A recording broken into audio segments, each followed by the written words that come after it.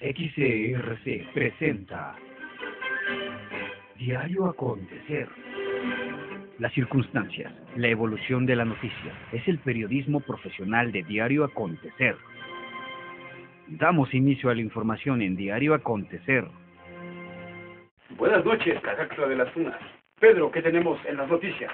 Víctor, gente y demás que nos miran, y hoy tendremos ese fuerte terremoto que impactó de 6.9 grados la costa de Japón.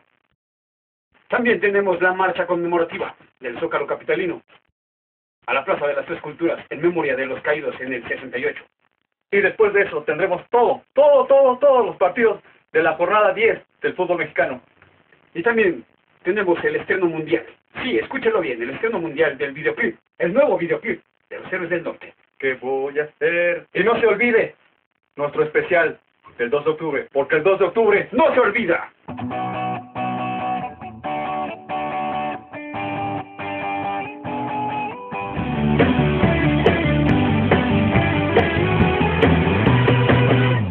Sí, buenas noches, querido auditorio de Diario Acontecer. En esta noche tenemos muchas, pero muchas noticias. Así que empezaremos con las noticias de Pedro. ¿Y si empezamos con las tuyas? Buenas noches. Como les habíamos adelantado, un fuerte terremoto atacó la costa de Japón, 6.9 grados Richter. Los heridos y los muertos aún no se confirman, pero dicen que asciende a 100 personas. Y por los heridos, a 50. No podemos creer, esto es una terrible noticia que impactó al mundo. Claro que sí, un terremoto. Nos ha dejado totalmente en shock porque últimamente se nos ha dado esto de los terremotos, por aquí está de moda. Y la verdad, hay que ayudar. Habrá un concierto para los damnificados de este terrible acontecimiento. En otras noticias, lo que le comenté al principio, sí, esa marcha que se llevó a cabo del Zócalo a la Plaza de las Tres Culturas. Fue una marcha en silencio, claro, para que no cayeran en provocaciones los estudiantes que efectuaron esta enorme marcha. Más de 5,000 almas se vistieron de blanco. Bueno, también la marcha fue acompañada por el grito de 2 de octubre no se olvida. Y así terminó, en saldo blanco, la gran marcha.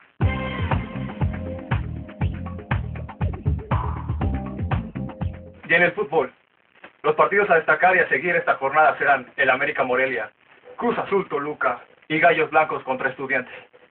Al parecer, nos han dicho que han tenido bastantes problemas las aficiones de Gallos Blancos y Estudiantes, porque se trata de un duelo de descenso directo. Todos los mexicanos que militan en el fútbol extranjero tendrán actividad, así lo han confirmado sus equipos.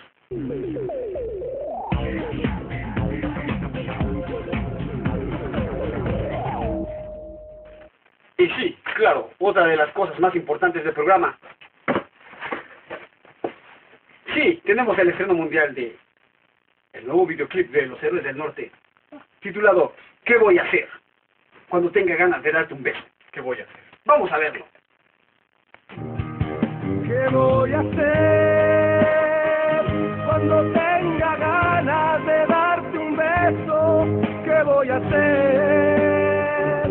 Será muy tonto hacerle caricias a la pared. Y lo que nos truje, Chencha, este documental sobre el 2 de octubre, porque el 2 de octubre no se olvida. Los antecedentes directos del movimiento estudiantil de 1968 en México es el ocurrido en Francia, donde manifestantes universitarios desataron huelgas nacionales que derrocaron al expresidente de Gaulle y paralizaron la economía francesa. Por otro lado, en la década de los 60, también en Europa, los titulares de los periódicos hablan de manifestaciones en contra de Estados Unidos de América y la guerra de Vietnam.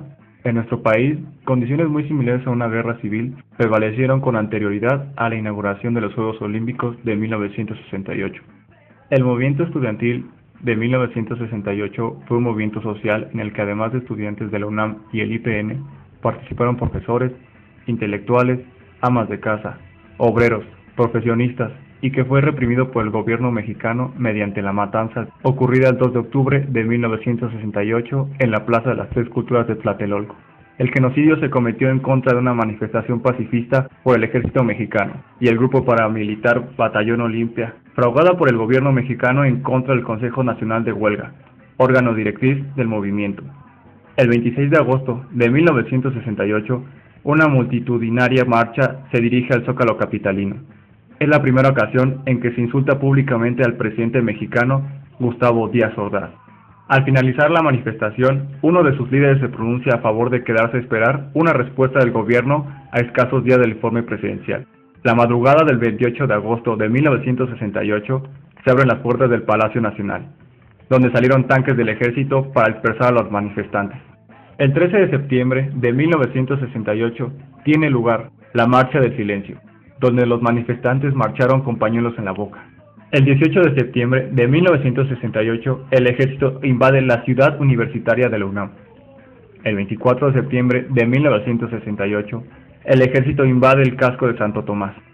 Después de horas de batalla campal entre estudiantes y policías, algunos líderes son detenidos y enviados a la cárcel de Lecumberri. El día 30 de septiembre, el ejército se retira de la UNAM y el IPN. Una de las razones que provocaron la reunión en la Plaza de las Tres Culturas fue la serie de represiones que hubo durante la segunda mitad del año contra las manifestaciones estudiantiles que exigía un cambio de modelo económico, un cese al autoritarismo del gobierno del país, muy similar a las que hoy en día se realizan en países como Chile, España o Israel. Años después del acontecimiento estudiantil más violento en la historia de nuestro país, aún existen muchos datos que se desconocen, inconsistencias de los hechos, y no se ha dado castigo a los culpables. Todos sabemos que en México, el 2 de octubre es una fecha conmemorada por los terribles actos en contra de la comunidad estudiantil que aconteciera este día. El movimiento tiene una gran aceptación, fenómeno que explica la gran cantidad de gente que se encontraba reunida en la plaza aquel día. El número de muertos nunca se ha determinado. La mayor parte de los organismos oficiales afirmaron que hubo entre 20 y 40 fallecidos, pero los estudiantes que lograron escapar declararon el 5 de octubre de 1968 que la cifra de muertos era de 150 entre civiles y 40 militares. Sin embargo, hay quienes aseguran que hubo hasta 300 decesos.